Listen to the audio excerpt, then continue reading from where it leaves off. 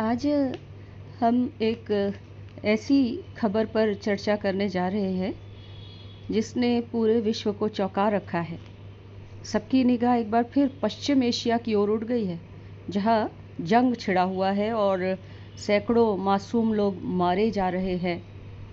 अभी रूस और यूक्रेन का युद्ध चल ही रहा था और दूसरी ओर आतंकी संगठन हमास ने इजराइल पर हमला कर दिया। वैसे ये हमला कोई अचानक हमला नहीं है।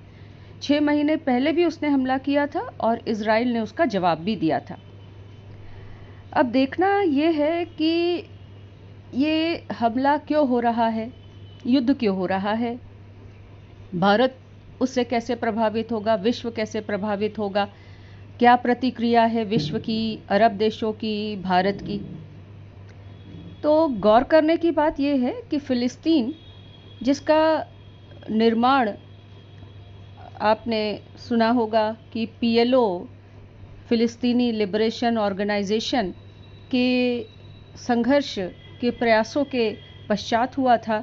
यासीर अराफात उसके अध्यक्ष थे, जिनके साथ भारत की बहुत अच्छी मित्रता थी। तो फ़िलिस्तीन और इज़राइल दोनों के बीच में लंबे समय से तनाव रहा है, लेकिन जब फ़िलिस्तीन का निर्माण हो गया उसके बाद इज़राइल के साथ एक तरीके से देखा जाए तो एक समझौता सा हो गया, स्टेटस को मेंटेन हो गया था। फिर भी कुछ आतंकी संगठन इज़राइल पर और इज़राइल के गाज़ा पट्टी पर जो अधिकार है उसका विरोध करते रहे हैं। फ़िलिस्तीन 2 भागों में बटा हुआ है। वेस्ट बैंक में जहां पीएलओ की सरकार है, तो गाज़ा पट्टी पर हमास का कब्जा है। हमास 1980 के दशक में पैदा हुआ और ये एक कट्टरपंथी इस्लामिक मूवमेंट है और ये किसी भी तरह गाज़ा पट्टी के क्षेत्र में इज़राइल या उसके कब्ज़े को मंजूर नहीं कर सकता। और जब से फ़िलिस्तीन में अलगाव हुआ है उसके बाद से ही हमास का ये मकसद रहा है कि वो इज़राइल के कब्ज़े वाले इलाकों को किसी भी तरह बलपूर्वक वापस ले ले। हमास एक घोषित अंतर्राष्ट्रीय आतंकी संगठन है और उसके साथ किसी भी देश के रिश्ते नहीं हैं, लेकिन अप्रत्यक्ष रूप से कुछ देश उसका समर्थन भी करते हैं। खासकर ईरान समर्थन करता है, कतर उसे धन देता है और इसलिए हमास के पास हथियार हैं, मिसाइलें हैं जिनसे वो इज़राइल पर हमला कर रहा है। तो अभी जो हमला हुआ है वो ऐसा ही नहीं किया, उसने पूरी तैयारी के साथ हमला किया है और उद्देश्य है कि पश्चिम एशिया में इज़राइल जो 1947 में जन्मा था, यहूदी लोगों के लिए बनाया गया था, अमेरिका का जिसे पूरा सहयोग है, जिसने अब तक 4 युद्ध अरब देशों के साथ लड़े हैं, तो उस इज़राइल के पश्चिम एशिया में जमे पैरों को उखाड़ा जा सके। अब वेस्ट बैंक में जो पीएलओ की सरकार है वो सेकुलर है। जैसा आपको बताया कि यासीर अराफात उसके नेता थे और भारत ने उन्हें पूरा समर्थन दिया था। हमास सांप्रदायिक रूप से एक बहुत कट्टर संगठन है और इस हमास के पास मिसाइलें भी हैं जिससे वो इज़राइल पर हमले करता है। उसने तीनों ओर से, यानी हवा, ज़मीन और जल, तीनों तरीके से, तीनों स्तरों पर इज़राइल पर हमला बोला है। और ऐसा नहीं है कि हमास इज़राइल के किसी क्षेत्र पर कब्ज़ा कर लेगा, लेकिन शायद वो ये मैसेज देना चाहता है कि उसके इलाके पर जो कब्ज़ा करेगा उसके खिलाफ वो लड़ेगा। साथ ही हमास दुनिया को ये भी दिखाना चाहता है कि उसके पास कितनी ताकत है। इतनी ताकत है कि शक्तिशाली इज़राइल में भी वो घुसपैठ कर सकता है। तो एक तरह से ये इज़राइल की प्रेस्टीज पर, उसकी जो रेपुटेशन है, zero tolerance to terrorist activities, उस पर एक हमला भी है। और ये बड़ी चिंता की बात है कि आज जब हम क्लाइमेट चेंज से पीड़ित हैं, परेशान हैं, उस समय इस प्रकार के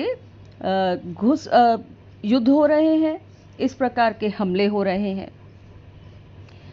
साथ ही हमास फ़िलिस्तीन के जो समर्थक देश हैं उनको भी ये बता देना चाहता है कि फ़िलिस्तीन की तरफ से, फ़िलिस्तीनियों की तरफ से बोलने वाला एकमात्र वही है, वही फ़िलिस्तीनियों के लिए लड़ रहा है।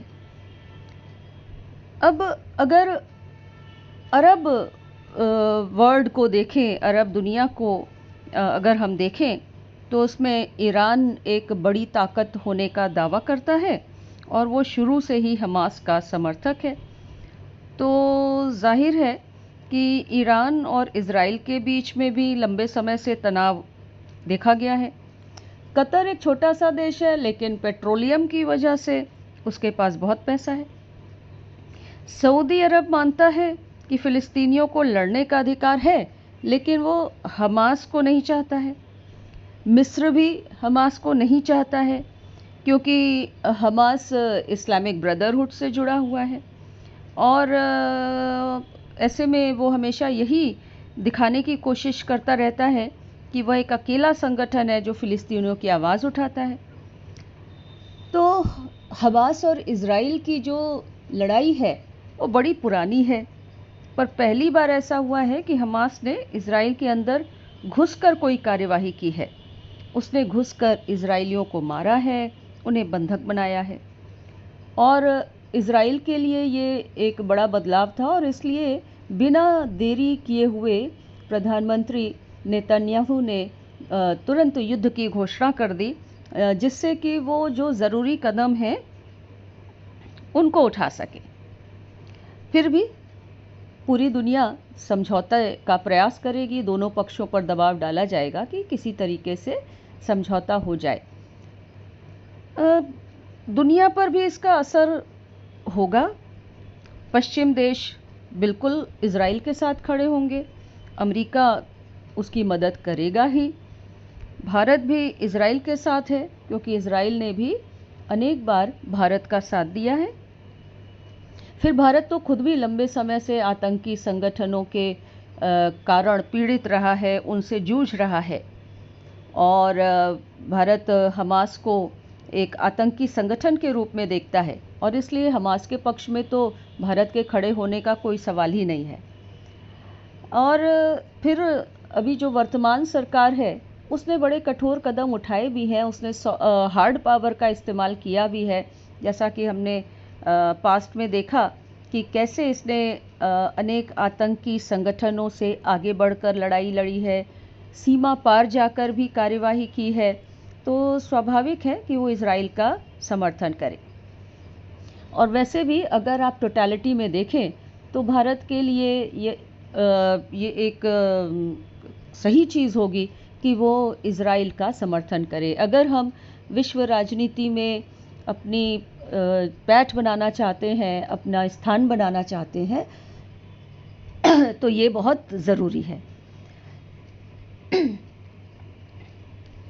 तो आज जो ये युद्ध शुरू हुआ है वो बड़ा गंभीर मामला है।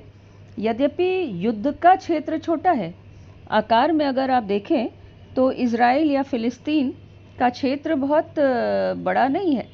पश्चिम एशिया में छोटे छोटे देश हैं जिनके बीच में भयानक खूनी संघर्ष होता रहा है।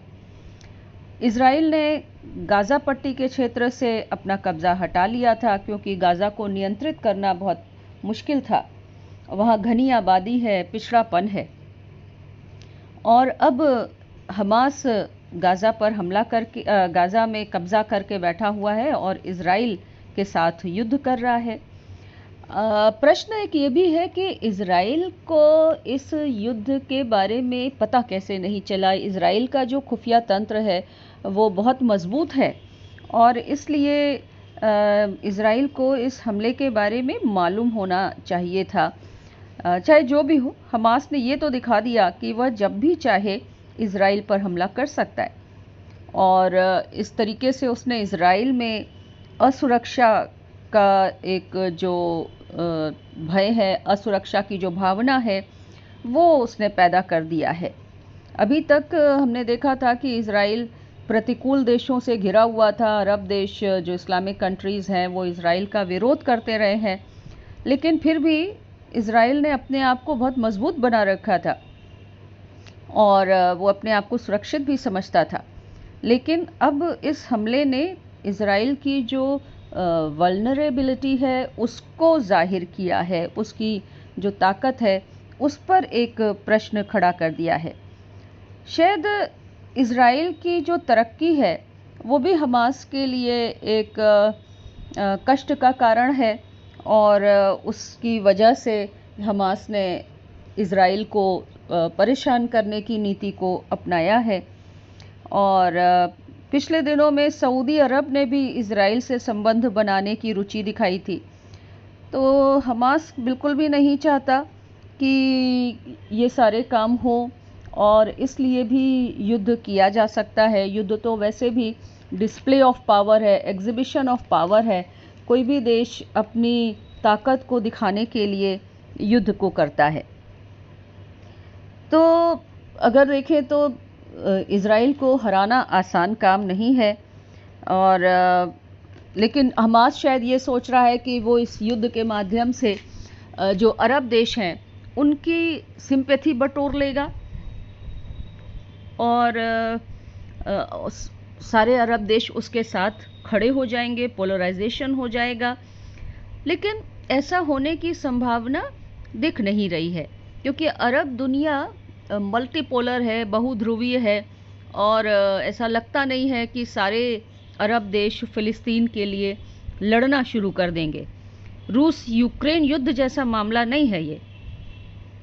और अभी भारत को भी ये स्पष्ट रूप से दिखा देना है कि वह विश्व राजनीति में आ चुका है और सिक्योरिटी काउंसिल में जो परमानेंट सीट है उसका वो एक मजबूत दावेदार है।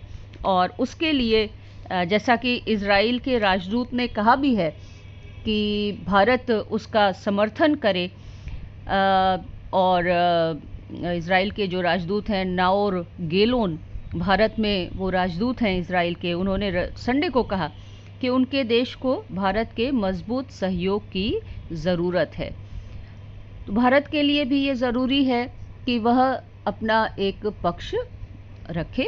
तटस्थता मुझे लगता है कि अब वह उचित नहीं होगा।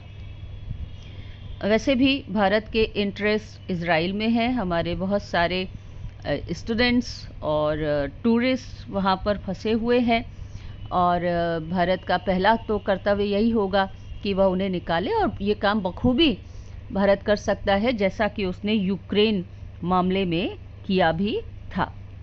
और उधर एक और एंगल दिखाई दे रहा है कि हमास के इस हमले के बाद लेबनान के आतंकी समूह हिजबुल्लाह ने भी इज़राइली कब्ज़े वाले सीरिया के गोलन हाइट्स में हमला कर दिया है और हिजबुल्लाह ने बड़ी संख्या में वहाँ पर जो मिसाइलें हैं, रॉकेट हैं, गोले हैं, उनको दागा है और इज़राइल ने भी उसका प्रतिकार किया है। तो इस तरीके से इज़राइल जिसकी सीमा पर ये सारे देश स्थित हैं, सीरिया, लेबनान, तो ऐसे में इज़राइल के लिए थोड़ा सा खतरा अधिक है। अभी आगे आने वाले समय में ये देखना होगा कि इस युद्ध की विश्व क्या कीमत चुका रहा है, पश्चिम एशिया कैसे इससे प्रभावित हो रहा है और भारत इससे कैसे प्रभावित होगा। कुछ भी हो, युद्ध कभी भी किसी समस्या का हल नहीं होता है। केवल लोग मारे जाते हैं, संपत्ति नष्ट होती है और ये एक बड़े चिंता का विषय है। जितनी हम बात करते हैं सुरक्षा की, उतना ही हम सुरक्षा से दूर होते जा रहे हैं सिक्योरिटी डिलेमा लेकर। तो दोस्तों, आज एक बहुत बड़ी ये खबर है अंतर्राष्ट्रीय राजनीति को पढ़ने वाले लोगों के लिए और उसमें इंटरेस्ट रखने वाले लोगों के लिए, और इसलिए मैं आपके साथ उपस्थित हुई। तो इस पर आगे हम लोग और बात करते रहेंगे, हमास के बारे में भी और इज़राइल फ़िलिस्तीन के बारे में भी। दोस्तों, आप इस वीडियो को ज़रूर लाइक कीजिए और अपने दोस्तों के साथ शेयर भी कीजिए, जिससे आप जुड़े रहें अंतर्राष्ट्रीय राजनीति से, खबरों से। और साथ ही अगर आपने मेरे चैनल को सब्सक्राइब नहीं किया है तो ज़रूर कर लीजिए। तो धन्यवाद, आज के लिए इतना ही काफ़ी। Good bye.